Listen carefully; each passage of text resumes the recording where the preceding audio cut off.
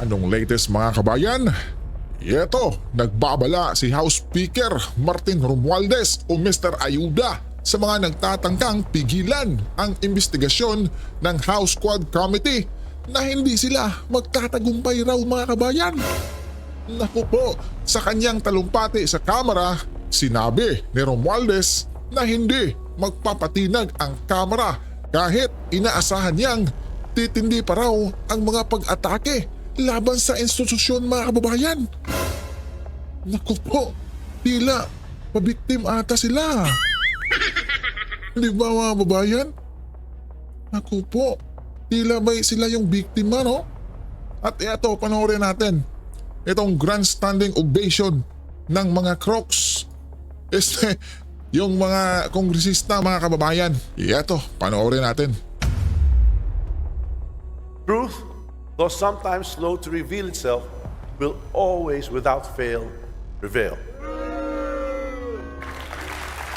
Palakpak muna mga kabayan. Sa mga nagtatangka, napigilan tayo sa paghanap ng katotohanan at katurungan, kaya isa lamang ang sasabihin ko sa inyo, hindi kayo magtatagumpay sa masamang hangarin ninyo.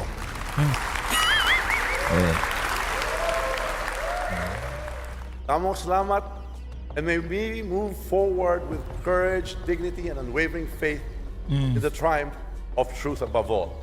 Mabuhay ang Pilipinas at mabuhay po tayong lahat. Alright, standing ovation na po sila dito mga kababayan. Ha? May sumigaw pa. Dapat talagang sumigaw ka dyan, sir, kasi diba? Alam natin yan. Lakasan mo pa ang palakpak Paduano, mga kababayan. Majority Leader. Mr. Speaker, I move to suspend session for a few minutes. Session suspended.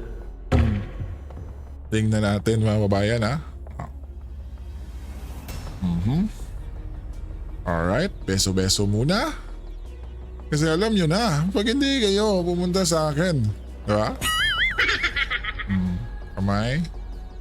May kamay mga kababayan. Mr. Speaker, hop, beso. Iba mga kababayan, oh. Mukhang mukhang si Speaker Martin, yung Diyos sa Kamara mga kababayan. Naku po, di ba? Kamay muna. Kasi pag hindi ka dumikit kay kay Mr. Rice mga babayan, ay naku po. Si Kong Busita mga babayan, sana naman hindi mahawaan tong si Kong Busita mga babayan, At eto mga babayan, si Goma pala. Kinausap si Martin. Ano kayang pinag-usapan dito mga babayan? Yung Richard, may paano-ano pa mga babayan, mukhang ine-express niya yung sinasabi niya talaga. Di ba? Samantala, pambubudol ni Pangulong Bongbong Marcos Jr. sa sinasabing flood control mga babayan, nabuking. Naku po, ito, panoorin natin ito mga babayan. Ang bumagsak na tubig. Dito sa Christine, ang bumagsak na tubig is about 700 plus. Halos doble ng Undoy. Pinag-compare mo nung Undoy, sabi mo Ito. Eto kasi yon, Mr. President. Kaya kasi nisingil dahil sa budol mong pahayag. Mahigit 5,500 flood control project ang natapos na. Inaumagahan, nagkaroon ng Karina. Ano nangyari? Na-fact check ka ng kalikasan. Unang alibay mo dito. We have to examine some of the designs of our flood control. Sana matuto naman ng tao, huwag kayo nagtatapon ng basura. Masaklap pa dyan. Sinisi mo pa yung nag-iisang barko na binangga yung flood control. Lagi na baba, nasira pa yung flood control natin. Dahil pinangga ng barko. Ha? 5,500 flood control, binangga ng isang barko na sira? Tapos ngayon, dahil sinisingil ka na talaga ng taong bayan, Nandyan ang mga flood control na overwhelm lang. kaya naman pala na overwhelmed. Tignan niyo naman, oh. O, yan, oh. 80% lupa, 15% semento, 5% bakal. And then, Bakit po? pera. O, syempre, paano hindi ma-overwhelm? Walang bakal. Tapos, may datos ka pa. Pinag-compare ang ulan nung Undoy at nung Christine. Tignan ninyo ang statistic. Nung bagyong Undoy, 400 plus centimeters ang bumagsak na tubig. Dito sa Christine, ang bumagsak na tubig is about 700 plus. Halos doble ng Undoy. Yung pinag-compare mo nung Undoy, sabi mo 400 plus na millimeters yung tubig. Tapos nung Christine ay 700 plus na doble daw. Tignan nga natin yung facts. I-fact check nga natin to. Nung typong Undoy, ayan o, nakamataas, peak, high na mm ng tubig na bumagsak ay sa QC which is 459 mm. And then the rest, medyo mas mababa. So ang pinaka-peak talaga ay itong 454 mm. Tama naman siya dito, 400 plus daw. Pero, nitong Christine, mali siya dito. Tignan natin, nakikita naman ninyo itong black na yan. Itong mga black na yan, yung black na yan, at saka blue, dark blue, at sky blue, okay. Makikita natin, may corresponding numbers yan. 50, 100, 200, 300, and 300. Pinaka-peak. Yung mga black na yan, ibig sabihin, yan yung pinakamabigat na rainfall. So, asan dyan yung sinasabi mo na nung Typhoon Christine, 700 plus yung rainfall. Ito po ay datos, statistics po ito ng Pag-asa. Nung bagyong Undoy, 400 plus centimeters ang bumagsak na tubig. Dito sa Christine, ang bumagsak na tubig is about 700 plus. Halos doble ng Undoy. Kaya't yung flood control ginawa natin para sa mga baha kagaya ng Undoy. Bago ito, kausapin nyo yung mga tao.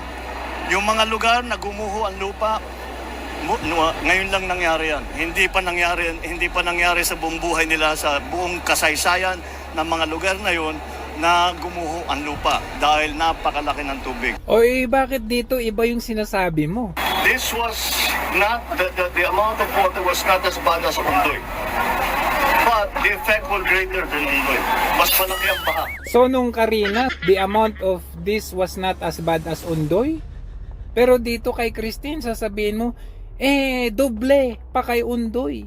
So ibig sabihin talaga, wala ka na talagang alam na solusyon, Mr. President, sa problema dahil alam naman natin na talagang ibinubulsa ng gobyerno ninyo ang flood control projects.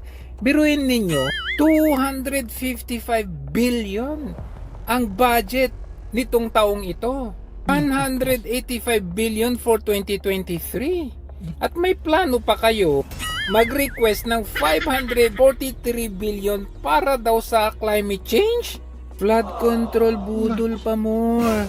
Kasi dyan kayo magaling. Bakit hindi ka na lang kaya mag-sorry, ano? Sorry, unfortunately. Bakit hindi mo tinuloy? Magsusorry ka na sana. Sorry na. Sorry na. Dapat nag-sorry ka na. At mag-resign ka na lang. At ibigay kay VP Sara ang pagka-pangulo kasi ikaw inutil ka at budol ka. At saka, bakit hindi mo ipa-imbestiga ito?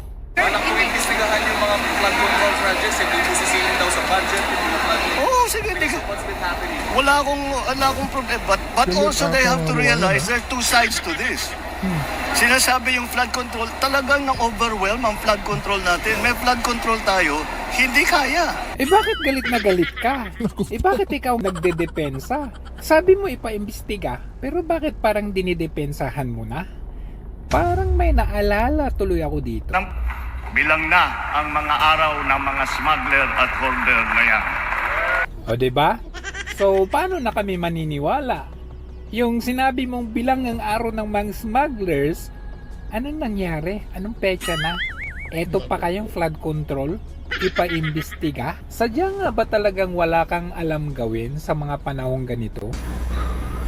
So,